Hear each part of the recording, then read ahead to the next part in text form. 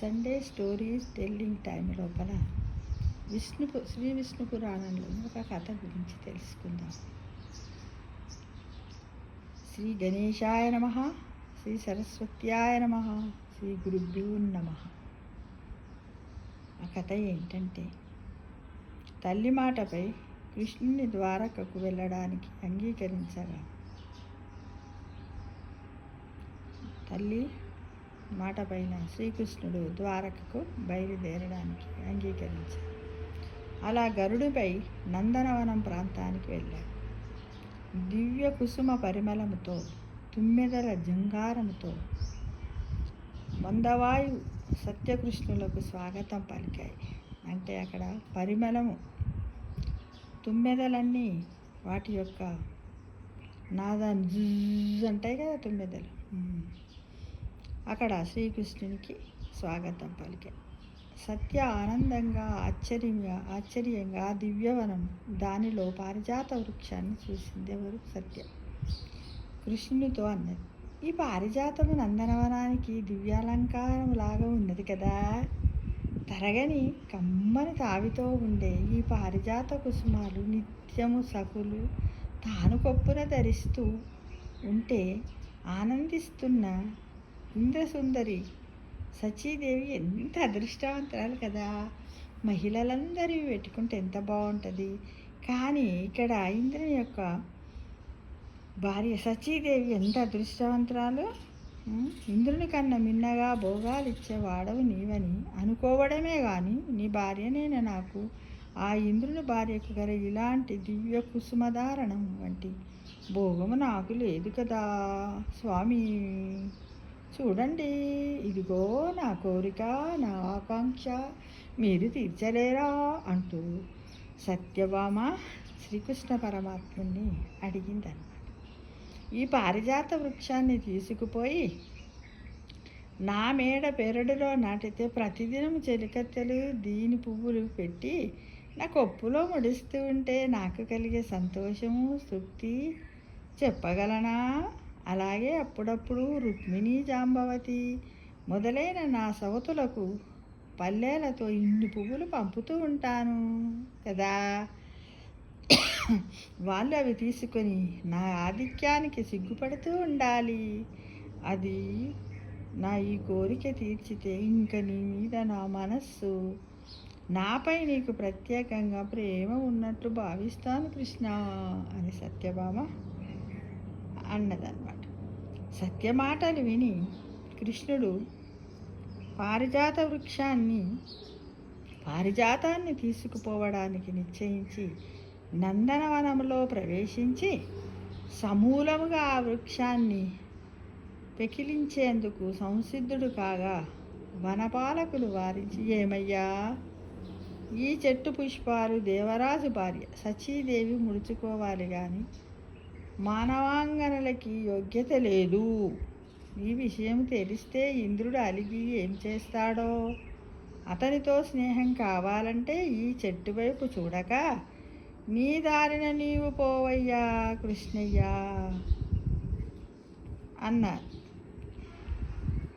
అనగా కృష్ణుడు ఏమి అనలేక నవ్వుతూ ఊరుకున్నాడు. అప్పుడు సత్యభామ అన్నది, ఏమంటాడు కృష్ణుడు కదా, భార్య కోరిక నెరవేర్చాలి కదా, పర్వాలేదురే, మనం కూడా ఎక్కడికన్నా ఒక ఇంటికి పోతే ఒక చెట్టు నచ్చితే కొంచెం ఈ చెట్టు మొక్కిస్తారా అంటే పెద్దగా ఉంటే ఇస్తారు, లేకపోతే చిన్నగా ఉంది పెద్ద అయ్యాక ఇస్తామంటారు. కొద్దిమంది అమ్మో నేను ఇయ్యని అన్నారు అనుకోండి, ఎంత బాధపడతాం, ఏం అనలేం కదా, అయ్యో ఎందుకు అడిగాములే అని మనస్సులో నొచ్చుకుంటాం, బాధపడతాం కదా. చాలించండి మీ మాటలు అని ఎవరన్నారు? సత్యభామ. ఎక్కడ ఇంద్రుడు, ఎక్కడ సచి, ఎక్కడ పారిజాతం, ఇది సముద్రంలోంచి వచ్చింది. అన్ని లోకాల వారికి దీనిపై అధికారం ఉంది, అందరి మహిళలకు ఉంది. కాగా నా భర్త ఈయన సామాన్యుడిగా చూసి ఇలా వాగుతున్నారు మీరు. మీ ఇంద్రునికి, మీ దేవతలకు ఆరాధ్యుడైన మహానుభావుడు. మీరంతా ఇప్పుడే ఇక్కడ ఈయనని ఆరాధించడము మీ సచికి తెలియదా? తన మగడంతా భుజబలము పరాక్రమము ఉన్నవాడైతే నా మగడిని ఎదిరించి, అంటే నా మగడ శ్రీకృష్ణుని ఎదిరించి ఈ చెట్టు దర్శించుకోమను అనవసరమైన గొనుగుకు ఎందుకు గునుగుతున్నావు, ఏం చెప్తున్నావు అని ఎవరిని వాదిస్తూ ఉంది సత్యభామ. అంటే వనపాలకులు, అదే ఆ వనము అంటే తోటమాలీలు ఉంటారు కదా వాళ్ళు, ఆ వనపాలకులు వడివడిగా వెళ్ళి సత్యమాటలు సచికి చెప్పారు. ఆమె కోపించి తన భర్తకు చెప్పింది. ఇంద్రుడు కోపించి చతురంగ బలాలతో కృష్ణుని మీద యుద్ధానికి వెళ్ళి ఎదిరించాడు. యుద్ధం ఉద్గతంగా జరిగింది.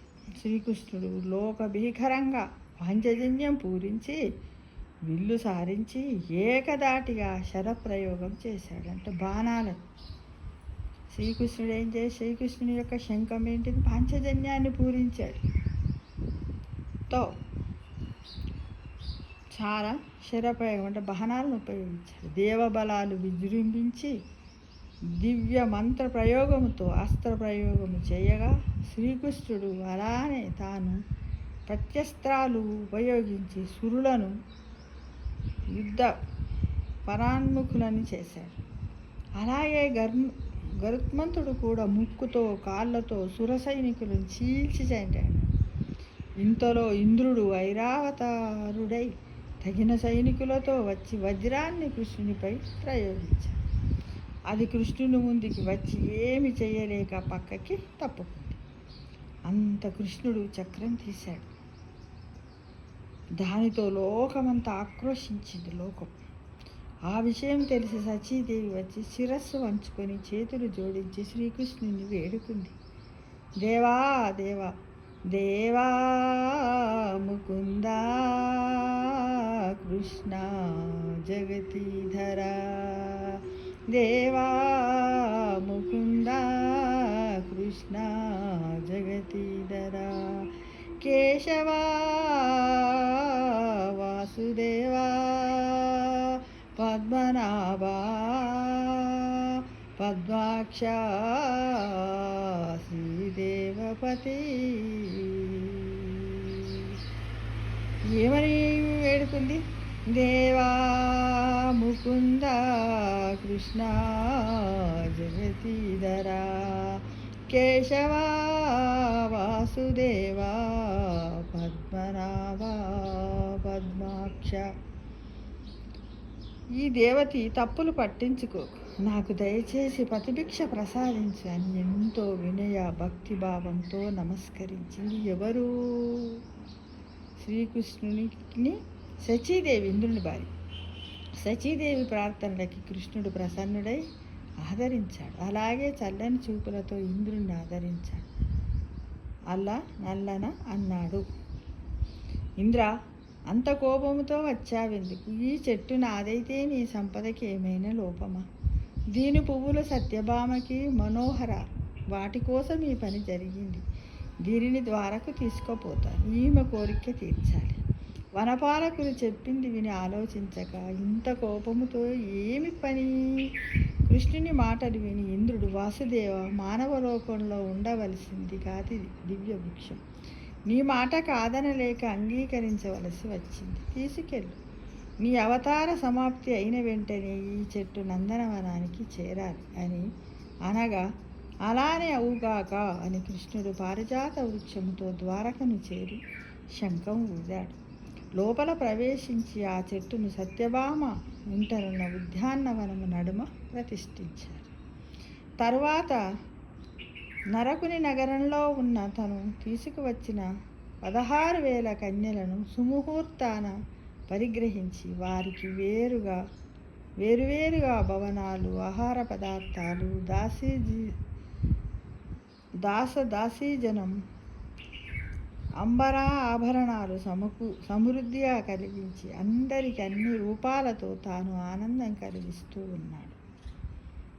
కొంతకాలానికి ఆ కాంతలయందు 32,200 మంది కొడుకులు పుట్టారు. ఈ విధంగా శ్రీకృష్ణుడు పారిజాత వృక్షాన్ని అక్కడికి తీసుకెళ్ళాడు, ద్వారకకి కదా.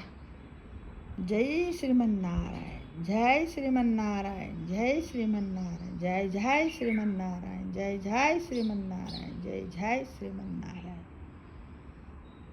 అంటే చూడండి, మనం ఏది కానీ విన్న వెంటనే మనకు చిన్నప్పుడు కూడా ఉండే వినదగునెవ్వరు చెప్పిన వినినంతనే వేగపడక, ఏదైనా సరే విన్న తర్వాత మనం దాని గురించి ఏంటి, అది చేస్తే ఏమవుతుంది, మంచి జరుగుతుందా చెడు జరుగుతుందా, తొందరపడకుండా అజ్ఞానంతో ఉండకుండా అన్నీ తెలుసుకొని తర్వాతనే మనం అలా చేస్తే బాగుంటుంది. ఎందుకంటే చూడండి, శ్రీకృష్ణుని భగవానునికి ఇంద్రునికి ఎంత యుద్ధం జరిగింది. కేవలం చూస్తే ఏమనుకుంటారు, ఆడవాళ్ళకి ఇష్టమైన పువ్వుల గురించే వీళ్ళు ఇంత చేశారంటే, ఎందుకంటే సచీదేవి సత్యభామ గురించే కదా అని అందరు అనుకుంటారు ఫ్రెండ్స్. కాబట్టి ఏ విషయమైనా సరే క్షుణ్ణంగా తెలుసుకోండి, దాన్ని మాట్లాడాలా వద్దా అని ఆలోచించుకుంటూ మన జీవితానికి మనం అప్లికేషన్ లాగా చేస్తూ తెలుసుకోవాలి ఫ్రెండ్స్. ఇది విష్ణు పురాణంలో నాకు అతి ఇష్టమైనటువంటి కథ ఫ్రెండ్స్. సర్వేజన సుఖినో భవంతు.